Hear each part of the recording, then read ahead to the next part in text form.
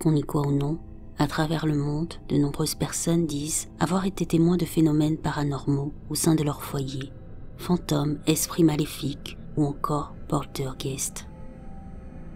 Dans le cas d'un poltergeist ou esprit frappeur, la plupart du temps, ces phénomènes surviennent dans les maisons. Et il paraît qu'ils seraient souvent liés à la présence d'une personne jeune, ayant un mal-être ou des problèmes de dépression. Quand un poltergeist se manifeste, c'est souvent bien pire qu'un esprit normal. Il est assez agressif et brutal, et très effrayant. En effet, en sa présence, des objets de la maison se mettent à voler ou léviter sans raison dans la pièce, se fracassant contre les murs.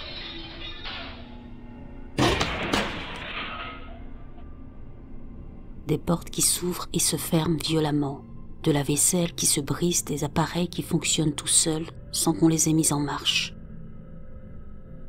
Cette chose peut s'en prendre à une personne présente dans la maison et n'hésitera pas à l'agresser. Coups, griffes, gifles, morsures, etc. Il existe plusieurs cas connus de poltergeist assez effrayants. Je vais vous parler de 2 d'entre eux. Celui de Maria José Ferreira en 1965 et le cas d'Esther Cox en 1878.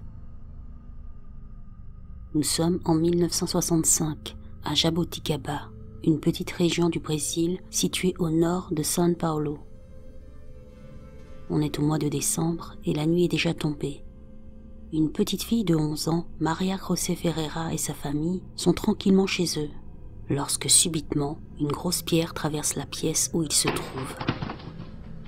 Personne ne comprend ce qui se passe. Qui l'a lancée? Elle semble venir de nulle part. Dans leur cour, il y a des pierres semblables à celle-là, donc la famille pense que quelqu'un leur fait une mauvaise blague ou quelque chose comme ça. Seulement bientôt, ils vont se rendre compte de ce qu'il en est réellement. Durant les jours qui vont suivre, d'autres pierres vont être lancées dans la maison. Ce qui est étrange, c'est qu'elles semblent venir de nulle part. Et le pire, c'est que certaines d'entre elles pèsent jusqu'à presque 4 kilos. Ce n'était pas normal, et les choses devenaient bien trop effrayantes. Aussi la famille a commencé à comprendre qu'il n'y avait rien de rationnel dans tout ça. Pour preuve, si ça avait été l'œuvre d'un individu, pourquoi la quantité de pierres dans leur cour est-elle restée la même?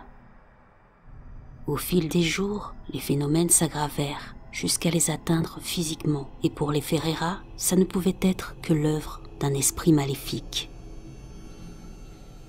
Désespérés et voyant que la situation était de plus en plus difficile à gérer, ils demandèrent l'aide d'un prêtre de la région. L'homme accepta. En arrivant là-bas, il constata lui aussi qu'il y avait effectivement une entité malveillante dans la maison. Il fut témoin de pierres lancées à l'intérieur de celle-ci, de bruits effrayants et d'objets se déplaçant tout seuls.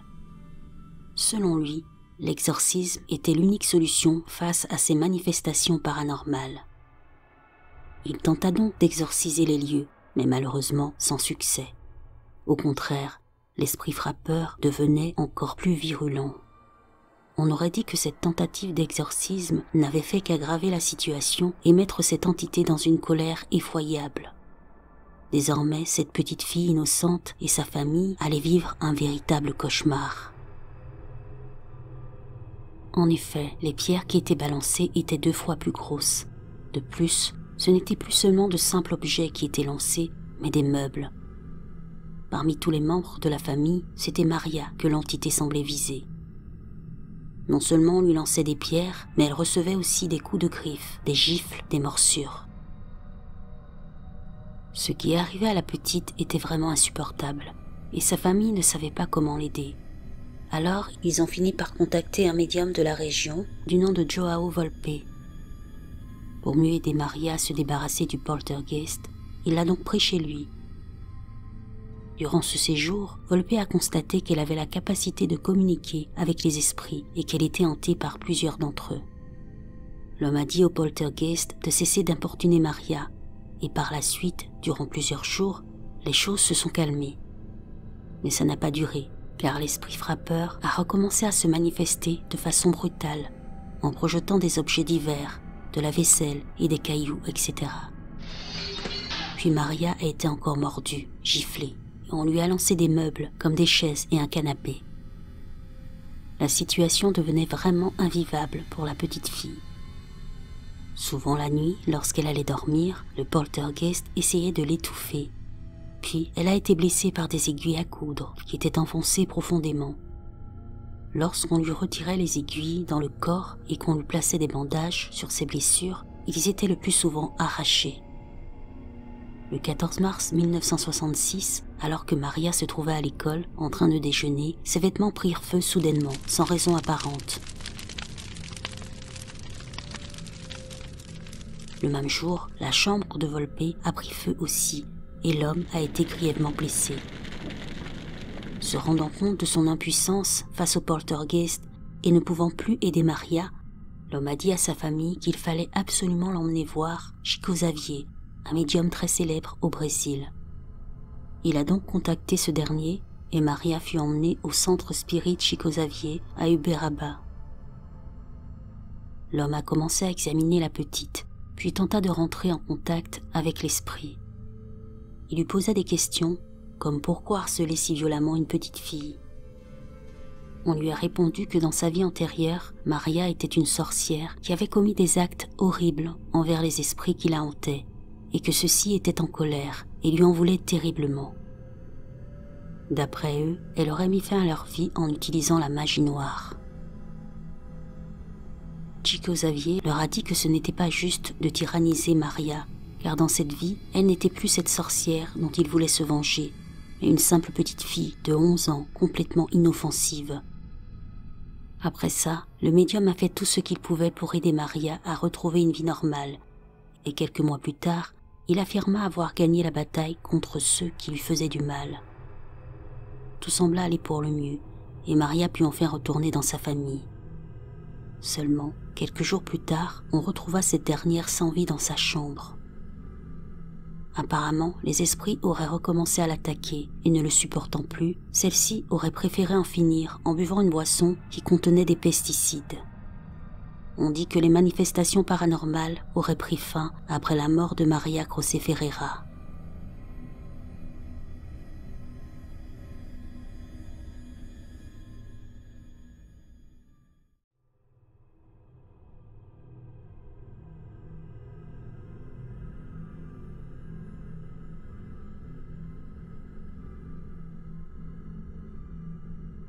Nous sommes en 1878. Une jeune fille de 18 ans, Esther Cox, vit avec plusieurs membres de sa famille dans une petite maison de campagne à Amherst, en Nouvelle-Écosse. Il y a sa sœur Olive et son mari Daniel Tidd, leurs 2 enfants, John le frère de Daniel et 2 autres frères et sœurs d'Esther. Un jour, un homme nommé Bob McNeil, un ami de la famille qui était devenu relativement proche d'Esther, s'en est pris intimement à la jeune fille, la menaçant avec une arme. Après cet acte horrible, complètement traumatisée, la jeune fille a commencé à se comporter différemment. Elle sembla tomber dans une sorte de dépression et pleurait souvent. N'ayant pas évoqué l'agression, sa famille s'inquiétait un peu, mais a conclu que cette dernière était triste à cause de petites disputes avec Bob. Peu de temps après ce que Bob lui avait fait subir, bizarrement des phénomènes étranges ont commencé à se produire. Nous sommes fin août 1878. Au fil des jours, Esther se confie à ses proches présents dans la maison. Elle dit voir des choses bizarres et qu'en pleine nuit, elle entend de violents coups sur les murs de sa chambre, etc.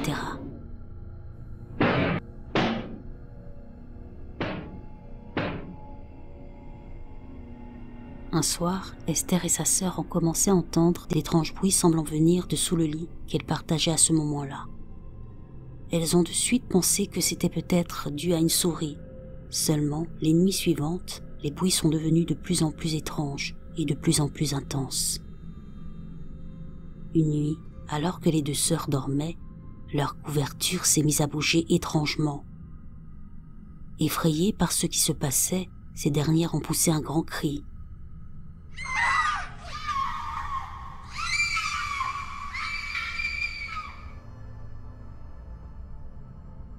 Alertées, Olive, l'autre sœur d'Esther, et son mari Daniel Tidd ont couru vers la chambre et ont ouvert la porte paniqués. En entrant dans la pièce, le couple a trouvé les deux jeunes filles serrées l'une contre l'autre dans un coin et complètement terrorisées. Un autre soir, les deux sœurs ont brusquement commencé à hurler.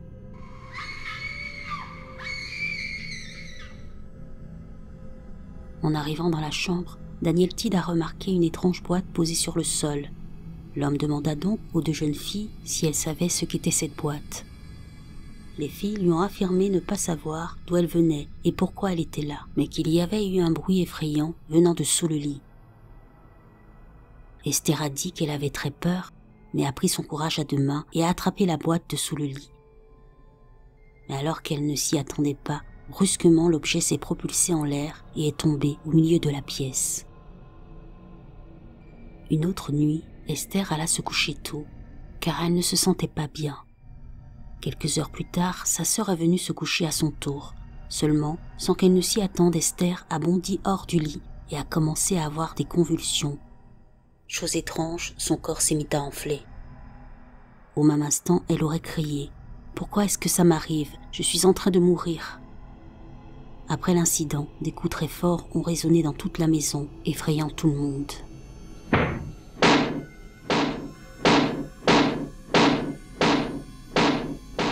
Nous sommes en octobre 1878. La chose qui semble hanter cette maison se montre de plus en plus menaçante. Il lance des objets, renverse des meubles, etc. Bientôt, elle commence à rentrer en communication avec les gens et à répondre aux questions en frappant et parfois en écrivant sur les murs. Maintenant, l'histoire avait pris une telle ampleur que la presse s'en est emparée et a diffusé l'un des messages sur les murs. Celui-ci disait « Esther Cox, tu es à moi et je te tuerai ». Peu après, le poltergeist menaça la famille Tidd de mettre le feu chez eux. Il paraît qu'il aurait provoqué 2 incendies. Après tous ces événements qui étaient visiblement liés à Esther, la famille de la jeune fille, se faisant du souci pour elle, demanda l'aide d'un médecin de la région afin qu'il puisse l'examiner. Ce dernier a d'ailleurs été témoin de coups, des écritures sur les murs, des objets lancés, etc. Même quand il mettait la jeune fille sous sédatif, les phénomènes paranormaux ne cessaient pas.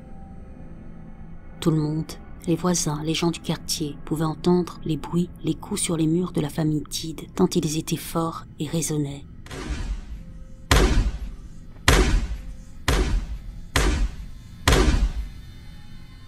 Les coups pouvaient être entendus assez loin autour de la maison.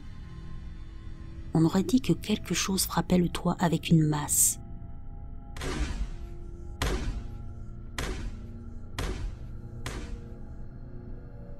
Les manifestations effrayantes continuaient de plus belle. Des objets se déplaçaient sans raison, des meubles se renversaient, des choses disparaissaient et réapparaissaient ailleurs, sans qu'on les ait déplacées. La chose semblait suivre Esther partout, et celle-ci a commencé à entendre des voix et bientôt à voir les esprits qui la suivaient.